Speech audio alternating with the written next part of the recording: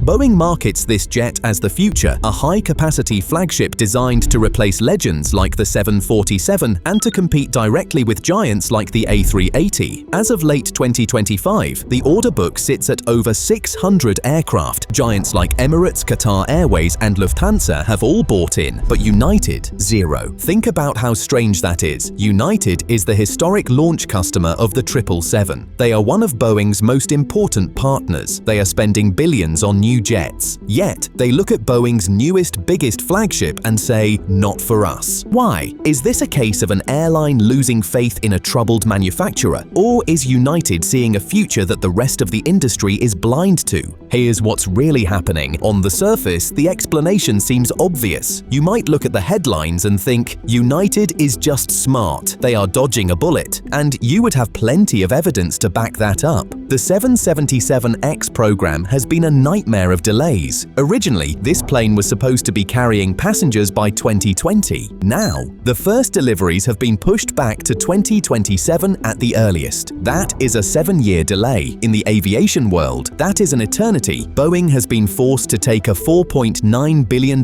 charge related largely to these delays and cost overruns. Combine that with the well-known quality control issues and the ghosts of the 737 MAX crisis, and it's easy to say that United is simply avoiding a risky product from a manufacturer under scrutiny. It makes sense, right? Why buy a plane that might not arrive for years? But here is the pivot. That explanation falls apart when you look at the competition. While the program is delayed, other airlines aren't running away. They are doubling down. Just look at Emirates. On November 17, 2025, they announced a deal for 65 more 777-9s. That brings their total order to around 270 of these massive jets. Qatar Airways, Singapore Airlines, British Airways, they are all sticking with the program. They know about the delays, they know about the costs, and they are buying anyway. So if the delays aren't scaring off the rest of the world, why is United the odd one out? Let's look at the fleet. It's not like United is afraid of big planes. Right now, United operates a massive fleet of large widebodies. They fly around 70 of the 200 series and 22 777-300ERs, over 90 777s in total. These are big, heavy haulers. United is clearly in the business of moving lots of people over long distances, and they are growing. In 2022, when they ordered those 100 Dreamliners, they proved they are aggressive about expansion. So, if you are flying the 777-300ER today, and you are planning for growth tomorrow, walking away from the next generation version of that exact same plane looks incredibly odd. It is the natural successor. It is 20% more efficient. It is the plane designed to replace exactly what United is flying. Unless something else is going on, unless the plane itself isn't the problem, unless the problem is the mission. Think about it. If everyone else is zigging and United is zagging, maybe United isn't the one making the mistake. Maybe they have realized that the game has changed completely. To understand this move, we have to go back in time. This isn't the first time United has played hardball with Boeing's big jets. Rewind to 2004. The Boeing 777-300ER enters service. It's a beast. It became the de facto replacement for many 747 routes. Airlines around the world rush to buy it, but United, they wait a long time. In fact, United didn't order the 300ER at launch. They didn't order it for a decade. It wasn't until January 2015, 10 years after the plane entered service, that United finally signed a deal for 10 of them. Why did they wait? Leverage. By 2015, the 777 line was aging. Boeing was desperate to keep the factory running while they developed the 777X. They needed bridge orders. United swooped in. Industry analysts at the time estimated that United paid around $130 million per aircraft after heavy discounts. Compare that to the typical market price of about $150 million or more. United played the long game. They waited until the end of the program, picked up a proven, reliable heavy hauler for pennies on the dollar, and let other airlines work out the teething problems. Is history repeating itself? Is United just waiting for the 777X to get cheap? No, this time it is different. This time it's not about price, it's about survival. Between the last 777 order and today, the world broke. The COVID-19 pandemic was the ultimate stress test for aviation strategy. Almost overnight, international long-haul travel collapsed by 90%. Airlines with massive expensive jets were hit the hardest. You can't fly an A380 with 50 people on it and make money. It's a cash incinerator. We saw global fleets grounded. United parked over 400 aircraft at the peak of the crisis. But here is the key. The US majors, including United, never ordered the A380. They never ordered the 747-8 Intercontinental. They had less exposure to the ultra-large category, and when demand started to creep back, it was the smaller, more flexible widebodies, the 787s, that got back in the air first. This was a wake-up call. It proved that flexibility is worth more than raw capacity. And while United was learning this lesson, the 777X was stuck on the ground. Structural issues with the folding wingtips, certification delays, a $4.9 billion charge for Boeing. The risk profile of a mega plane skyrocketed. By the time the 777X is actually ready in 2027, the market might have shifted again. So United looked at the landscape. On one side, a delayed, expensive giant. On the other, a proven fleet of flexible, mid-sized jets. The choice was starting to become clear, but United didn't just ghost Boeing. They actually told us exactly why they did it. Patrick Quayle, United's Senior Vice President of Global Network Planning, said it out loud. In an interview with Business Insider, he put it simply, "We think the 777X will be a very good airplane, but it is a very big airplane." That is the polite way of saying it is too big for us. He went on to drop the real truth bomb. Given our hub structure, we find a smaller widebody is actually better. This is the secret sauce. This is the strategy that explains everything. United operates 7 major hubs across the United States: Chicago, Houston, Washington Dulles, San Francisco, Los Angeles, Denver, and Newark. This is a multi-hub system. Instead of forcing every passenger to fly to one central point, United spreads the load.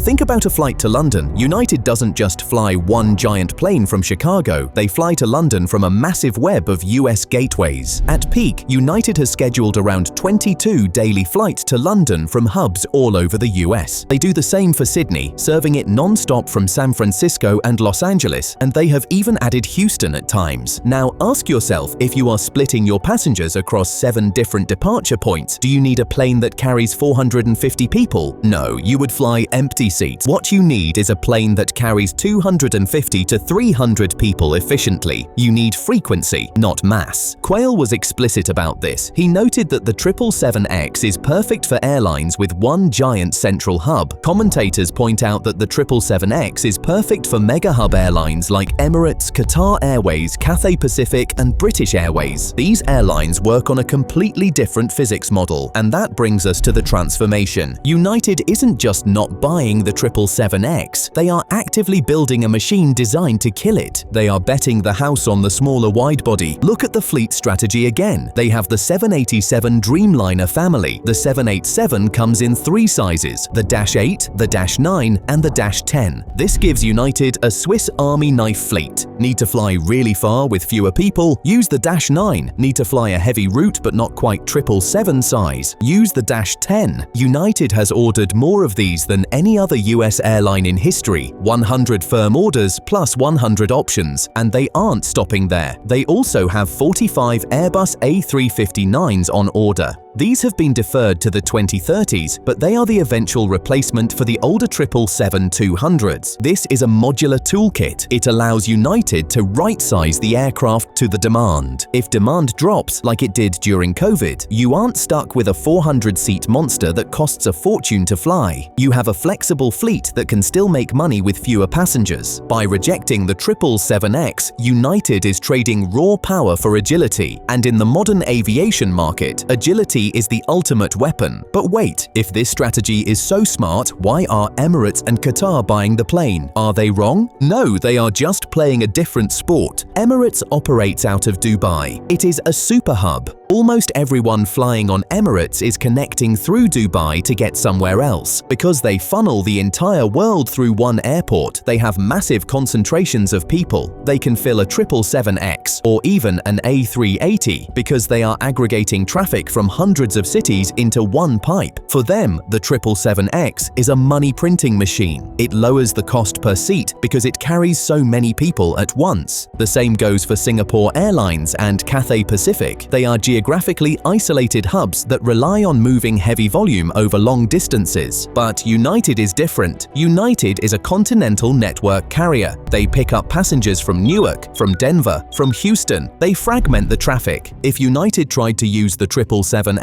they would have to funnel everyone through, say, Chicago. That would mean fewer direct flights from other cities. It would mean a worse experience for the passenger who just wants to get to London without a layover. So here is the contrast. The single hub giants use the 777X to lower costs through scale. United uses the 787 to capture revenue through convenience. It is a clash of philosophies, and United has decided that the era of the mega hub is over for American travelers. The pandemic really hammered this point home. When traffic vanished, the airlines with the biggest planes suffered the most. The A380 fleets were grounded globally. Retirements accelerated. The age of the four-engine jet ended faster than anyone predicted. The 777X is a twin-engine jet, so it is more efficient than an A380, but it is still huge. It is a risk. By delaying the program to 2027, Boeing inadvertently gave United a chance to watch the market evolve. And what did the market say? It said people want direct flights. They don't want to connect through a mega hub if they don't have to. United's decision to skip the 777X is a bet that the point-to-point trend will continue to dominate. Also, consider the financial damage Boeing took. That $4.9 billion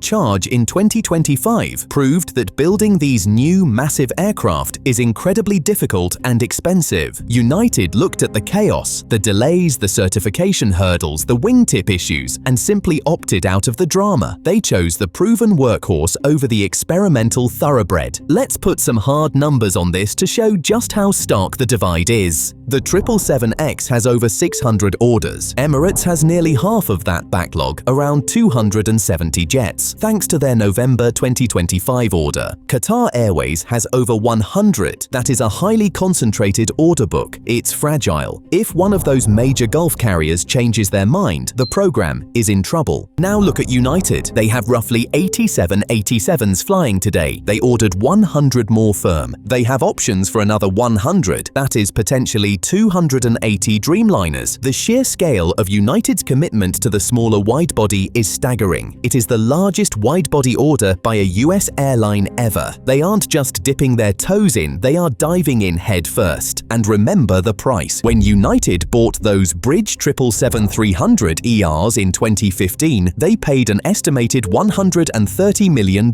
They know the value of a deal. The 777X is a premium, expensive product right now. United's strategy suggests they don't see the value proposition matching the price tag, at least not for their network. So what does this tell us about the future of flying? It tells us that the one-size-fits-all era is dead. Aircraft choices are no longer just about buying the newest shiny metal. They are network strategy in physical form. If you see an airline buying the 777X, you know they are building a fortress hub. They are betting on volume. If you see an airline buying hundreds of 787s or A350s, they are betting on frequency and flexibility. United has drawn a line in the sand. They are declaring that for the US market, the mega plane is obsolete. They don't need a replacement for the 747 because they have replaced the concept of the 747. They have replaced the queen of the skies with a swarm of smaller, more efficient worker bees. This is a mature, confident strategy. It is a rejection of the industry dogma that you always have to buy the flagship. United is saying, we don't need the biggest plane, we need the right plane. So does United win here? It's a bold play. By sitting out the 777X, they are letting their competitors fly the newest technology with the lowest seat mile costs. If fuel prices spike, those Emirates 777-9s will be incredibly efficient per passenger. But United is betting that the flexibility to fly where people want, when people want, is worth more than saving a few cents per seat. Patrick Quayle and his team have been clear. They respect the plane. They just don't have a job for it. Is this a brilliant strategy that protects United from the risks of a volatile world? Or is it dangerous stubbornness that will leave them without a true high-capacity flagship in the 2030s? Only time will tell, but one thing is certain: when the 777X finally takes to the skies in 2027, United pilots will be watching it from the cockpit of a Dreamliner, wondering if they made the right call. What do you think? Is United smart to dodge the giant, or will they regret passing on Boeing's new king of the skies? Click here to check out another video about the future of aviation.